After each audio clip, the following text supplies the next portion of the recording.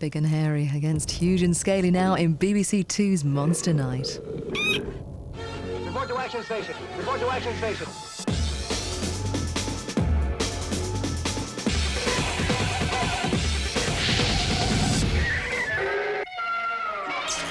Welcome back to Monster Night. Now, Godzilla for me is really summed up by the bloke in the suit, but we've got this new film out. Phil, you seen it? I have, yeah. I was in America recently. I did see the new Godzilla. Yeah. I was on a night out, and it's big on effects. Yeah. It specialises in the Spielberg crash zoom. They've nicked lots of Spielberg crash zooming. They've kind of over-egged their crash zoom pudding. The monster itself, very computery. He's got a lot of that trickery in it. Paul, you believe you've seen it? The trouble with it is, A, you're right, it's not the bloke in the suits. No. And B, the plot is so full of holes it could be a colander. And you don't normally expect, like, logic in it. But this is just like, in the beginning, they're firing pea shooters at the Godzilla. And in the end, they just blow him up with a few jet fighters. Well, you'd think, well, send the jet fighters in at the beginning, and I wouldn't have wasted 2 hours of my life watching this old tosh. No. The other big difference between this new Godzilla is, like, in the old ones, he was terrifying and spooky, but he was humanity's friend. Because he beat up Mothra and Lobster Boy and all the rest of them. In the new one, it's just Godzilla killing human beings. Killing humans. It's like, no. You know, so thumbs down for me. Thumbs down, really. But the thing is, you know, he did fight a lot of weird and wonderful creatures. I mean, one of my favourites was Godzilla versus Mothra. Ah, Mothra. See, now, which I think is a triumph of linguistic terror. Because that's not very scary, is it? But Mothra! Whoa! That's it, you've got me. Yeah. You've seen that, haven't you? Well, it's Mothra, isn't that Japanese for bleeding earth a moth? That's right, yeah. I believe he spends most of the film running around Tokyo putting the candles out. Yeah, exactly. And then Mothra attacks him and he's just standing there doing that. Oh, get off. Chris, you've seen the old Godzilla films, yeah? Yeah, I saw the old one. What was your favourite of all the old rubber-suited fights? I like the one where he and one of the Spice Girls are having a bit of a jousting match. Yeah? Yeah, that was my favourite one. Godzilla versus, what, Poshra? That was it. In her stilettos and her high heels, you'd think she wouldn't have a chance, but she held her own for a good 5 minutes. He ripped both her arms off, of course. Yeah. That's a good she kept going. You know, she's a... Got the high heels and taunted her with them like that. She just clicked them together, and a witch appeared. Oh, Toto, it's a twister. Can't wait for Godzilla versus Tigra, the Vauxhall monster. Next up, Monster War 2. Godzilla versus King Kong. Let's check out the facts. Kong comes from the island of Faroe and is smaller and heavier than Godzilla. But this super-sized simian is not only trained in the art of judo and rock throwing, but also has superb agility and a cunning gorilla brain. This deadly cocktail of skills has resulted in him achieving an impressive 4 wins out of 5. Compared to Kong, the king of monsters is lean, mean, and bright green. His fight record is the best in the monster kingdom. After victory against Ibira, his confidence is high, and the question is, can he be stopped? Only time will tell.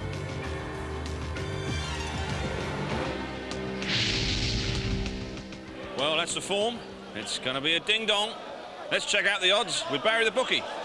Thanks, Bill. Now have we got a fight coming up for you here. This is the clash of the titans. Godzilla versus King Kong. This is the greatest fight since time began. Imagine in human terms, this would be Muhammad Ali versus Rocky Marciano. We've got the brain and the cunning of this big King Kong with his big arms and monster chest, and the brawn of Godzilla. You've just seen Godzilla win the last fight. Can he win this fight? It's brain against brawn, but we're going to maintain Godzilla as the 2-to-1 favourite. And King Kong, can he beat King at 3-to-1? Thanks, Barry. OK, so that's the form. Chris, who do you fancy? I'm going to go for King Kong. Yeah? Straight in, no missing. Godzilla obviously going to be a bit knackered after the last fight. Right. You know, obviously might have gone down to boozer to celebrate.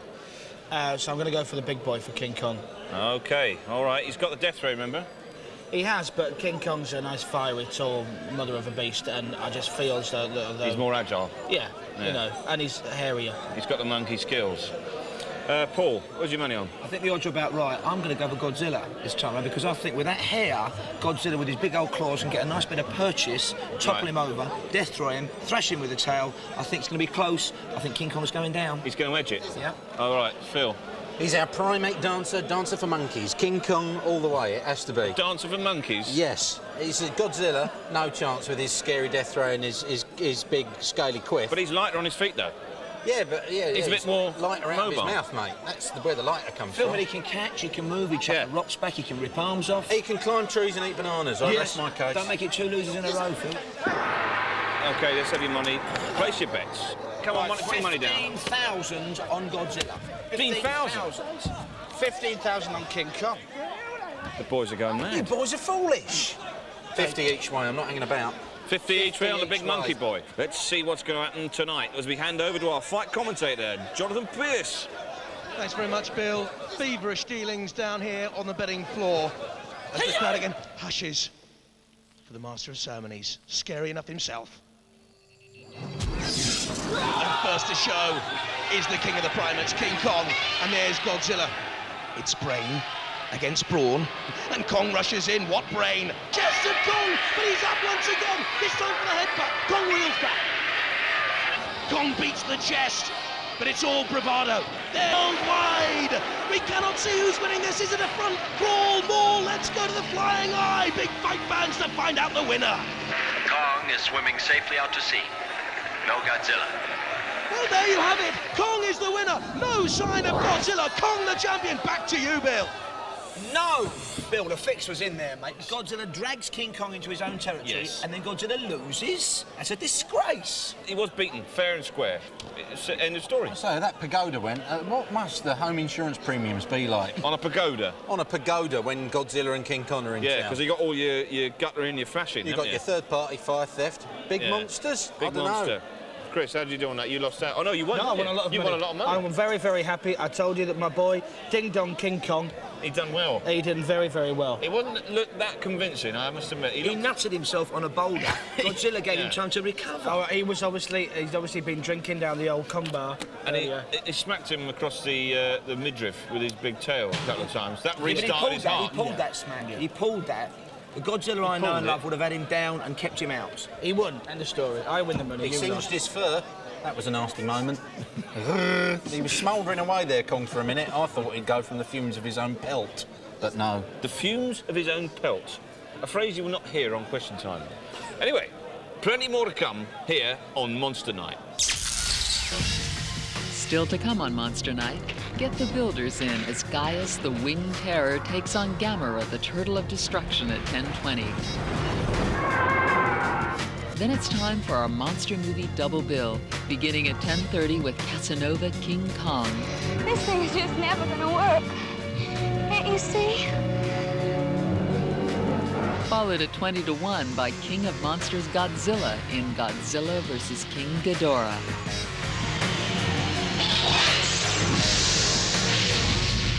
But now, those of you with a nervous disposition, please beware, because it's time for Leon Herring and some reasonably scary monsters.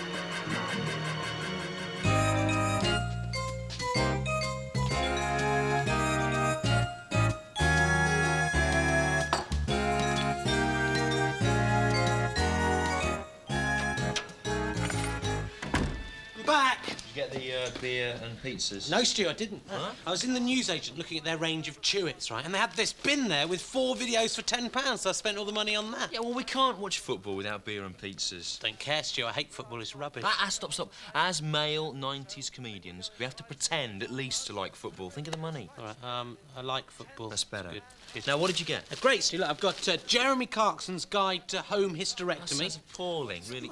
Oh, right. What about this one? This is Walt Disney's Hercules. That costs about 15 quid in Woolies. That isn't Walt Disney. That's just one of those ones that's been packaged to look like Walt Disney. This is Walt Dinsey's Hercules. Oh, it'll still be the same story. What about this one?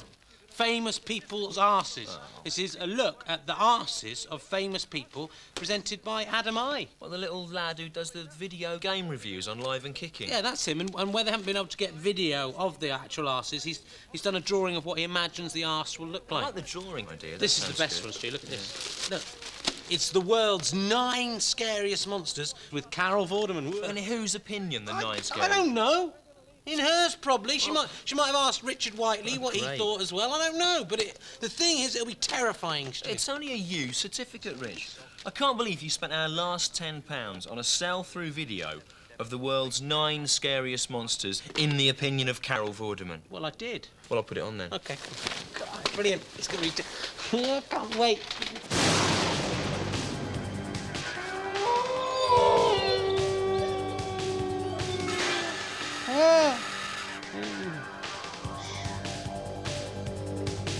Since the dawn of time, man has fought a constant battle with the monsters of his darkest imaginings. Creatures that reflect our own inner fears, bestial buffers that keep us all in check. But from the myriad monsters we have created, who or what terrify us the most? Tonight we attempt to answer that question in the world's 9 scariest monsters. 9? Yes, Stu, the 9 scariest monsters. Just accept it, all right? It's not going to become 10 now. 9! We begin with the alien. 9th scariest of all monsters, a new and hideous life form, striking fear into the heart of those who would travel into the greatest unknown, space. Like ex-England captain Mike Gatting. The actual monster itself is quite a magnificent animal, with nasty front teeth and this little set that sort of pokes out from it. Of course, that very nasty tail they've got. You know, you just wonder who makes up these horrible monsters. And It's H.R. Geiger, Mike. If Mike Gatting was that interested, I think he'd have just waited till the end of the film and looked at the credits, wouldn't you? Stu, I was wondering, right, the alien's very scary, right? But in a fight between an alien and a predator, who do you think would win? Well, it's a stupid question, Rich, right? Because the predator is an individual killing for sport, right? Whereas the alien only fights to defend the sort of species, right? Plus, they're from completely different planets and time streams, and they don't exist, right? So it's not going to happen. Stupid question. I think it would be the alien, definitely, because with its teeth, it could bite the predator with its teeth. From the imagination of the ancient Greeks comes the 8th scariest monster in the world. A giant freak of nature with a single eye, the Cyclops. But where does the Cyclops myth actually come from? Really Wild show presenter Chris Packham. The Cyclops legend is actually rooted in fact. It's just that the early observers got their facts wrong. They looked at elephant skulls, and because of a peculiarity in the skull, where there's a central hole, they presumed that was an eye socket, which it isn't. And that's how the legend arose. Why is the Cyclops on here? There is no way that the Cyclops is one of the world's 9 scariest monsters. No. Oh, it is, Stu. It is not. Oh, it is. It is. It's terrifying. How is it terrifying? It's only got one eye, Stu. That's no good. Surely a monster with, like, loads of eyes would be more frightening. Oh, no, Stu. No. One eye is the most terrifying of all. Less is more. No, less is less, literally, on this occasion. For some people, the myth can be more of a nightmare. Wheel of Fortune star Jenny Powell. I've got the vision of the Cyclops picking me up by the scruff of my neck and possibly sort of plucking my limbs away from my body one by one. And then I think for the sort of finale, the grand finale, it'd end up ripping my head off in one swoop, just like that. And you'd probably No, you see, I don't think the Cyclops would rip off Jenny Powell's head, Stu. He may have just one huge green eye, but he's still a man with a man's needs. What are you saying? I'm just saying, if I was stuck alone on that island all that time with only some sheep for company, I wouldn't be ripping Jenny Powell's head off. Well, what are you saying? What would you do? I'd be playing a Wheel of Fortune style game with her, you know. The 7th scariest monster is part machine and part alien organism. Doctor Who's nemesis, the evil Dalek. The Daleks may have been harbingers of mass destruction. For pity's sake, let me go! But they had one fatal flaw. Spotted by the man behind Ian Beale, EastEnder Adam Woodyard. And we will exterminate. And you know that all Doctor Who had to do was go upstairs and they were shafted. Yeah. So how do they get upstairs? Right. If you thought about it, or if Ian Beale had just done a bit of research, right, in the episode Remembrance of the Daleks, listen, the Daleks go upstairs on a kind of hover pad that was first mentioned as long ago as the 1960s in the comic TV21, right? So you're wrong, Ian Beale. These were totally inhuman creatures who had no humanity, no benevolence, only malevolence. You will show more respect for the Supreme Dalek. Well, the Daleks, I think, were quite nasty creatures, and they weren't afraid to shoot you or kill you at the drop of a hat. The way Mike Gatting's talking there, it sounds like he's got a personal experience of being attacked by Daleks. Oh, didn't you know, Stu? Huh? Mike Gatting's entire family were killed by Daleks in front of his bearded face. It was in all the papers at the time. Well, it's no wonder he harbours a grudge then, is it? No, absolutely. Furious. The sixth scariest monster in the world, the mighty Kong. The ultimate wild man, the great ape, and for some, he had a strange sexual fear as well. I liked King Kong, but he did scare me. And he scared me because he picked this woman up, and she was so tiny compared to him. He sort of had her in his grasp, and it was like that, but he was like that. That scared the life out of me, because I thought one day King Kong was going to come and get me. Shall I do the obvious Bill Wyman joke here, Stu, or do you want to do it? Do you think you could do it? Well, OK. I don't think I can really do it either. It would make me feel cheap. The thing about King Kong is the fact that although he's supposed to be this huge, hairy monster, he's the one that gets the girl. And that's quite disturbing in itself, the fact that something as grotesque as him actually ends up being a bit of a charmer and getting what he wants. You know, I think Hollywood are very hypocritical making that film about a giant monkey trying to force himself on a woman. Why? Because when I tried to pitch my idea for a film about a man played by me trying to force himself on a tiny monkey, they said it was distasteful. You did a film about what? A man trying to force himself on a tiny monkey, like a spider monkey, and they said that was sick. Where did you get the idea for that from? You know, just from observing things in life. What things did you observe?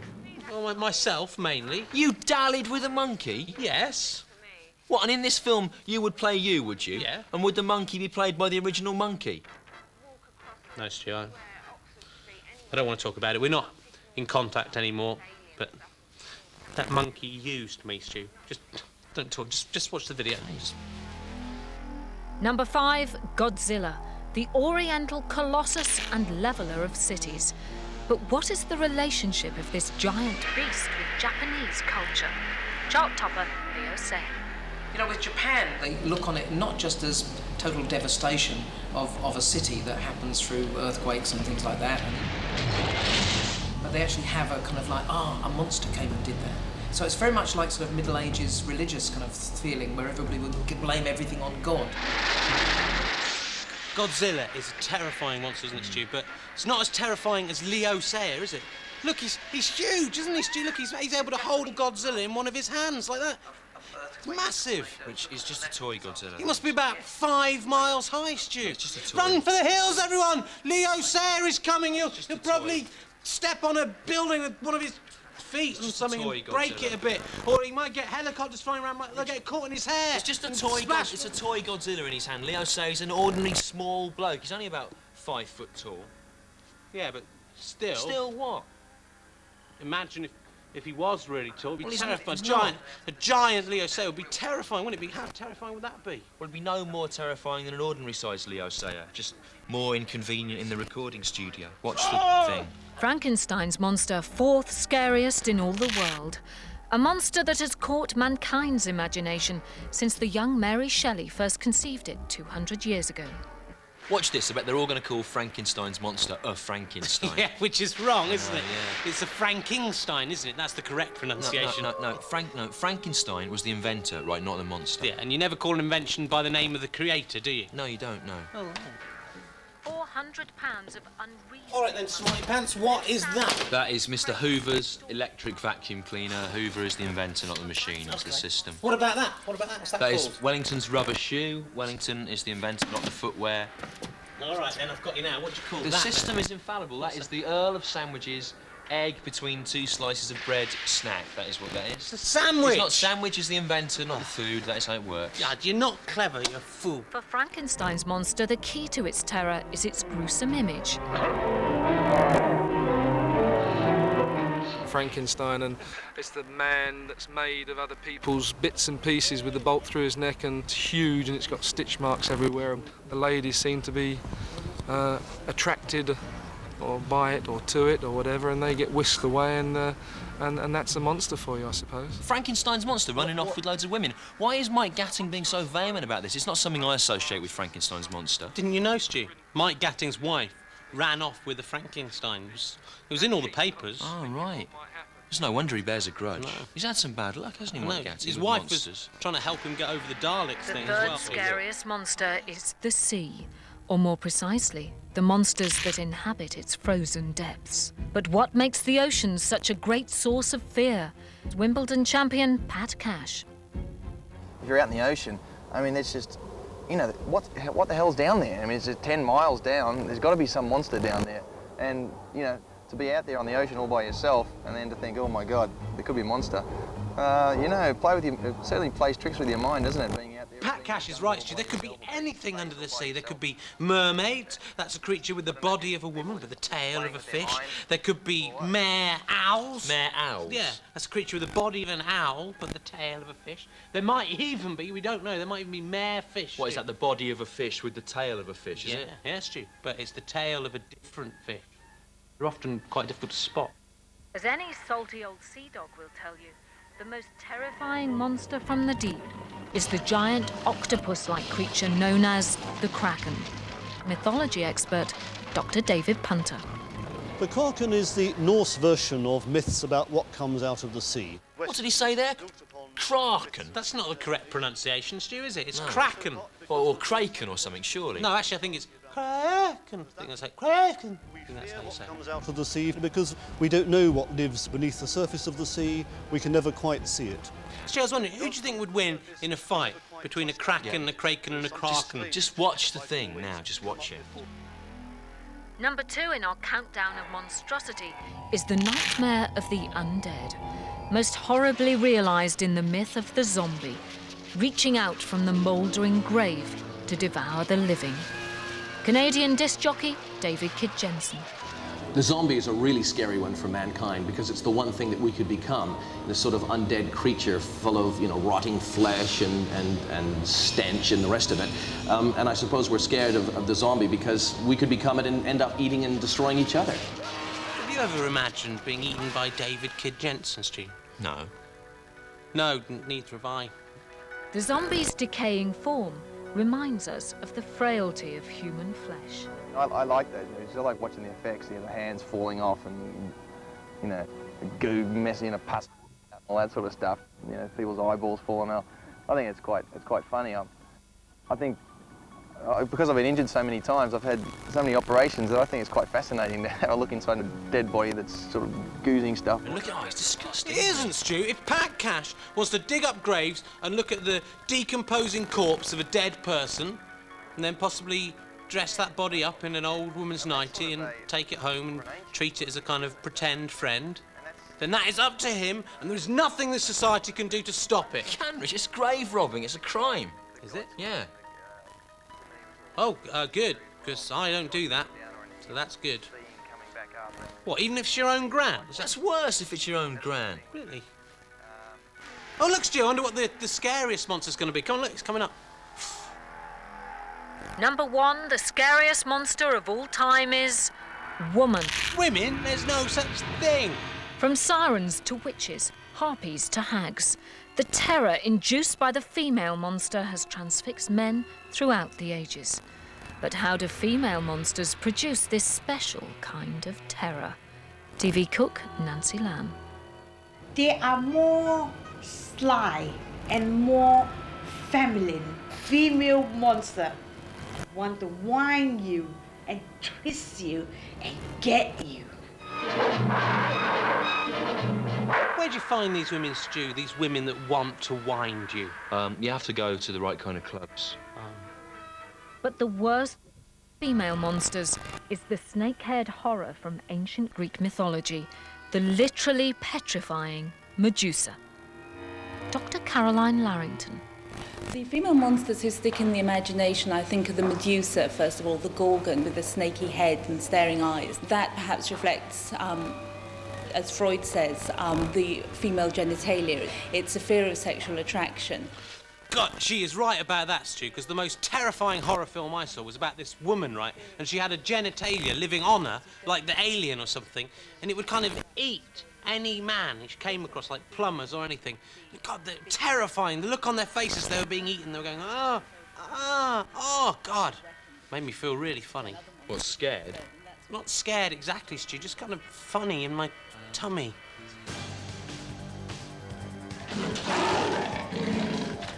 Those were the 9 scariest monsters in the world. So now you can come out from behind the sofa. But remember, before you go to sleep tonight, it might be worth looking under the bed. Good night. God, that was brilliant, Stu. You know, we've seen some pretty terrifying monsters tonight, Stu. The Dalek, a Frankenstein. Frankenstein's monster. The Kraken. The Kraken. Nancy Lamb. Nancy Lamb is not a monster, Rich. Isn't she? She's a restaurateur. Oh, well, anyway. But I'd ask you this question, Stu. Who's really the worst monster in this so-called world of ours? Is it really the Medusa, the snake-haired temptress of olden times? Or is it another monster, Stu? Monster maybe a bit close to home. The monster we call man. Right, it's the Medusa with all of the snakes in her hair. There, that's the monster there. Yeah, it is, yeah. Do you want to watch that Adam I Celebrity Ask video now? Well, I've wanted to watch it all night. Go on, stick it on, I'm desperate, go on! Stay with us for more city-stomping, people-chomping monsters next on BBC2.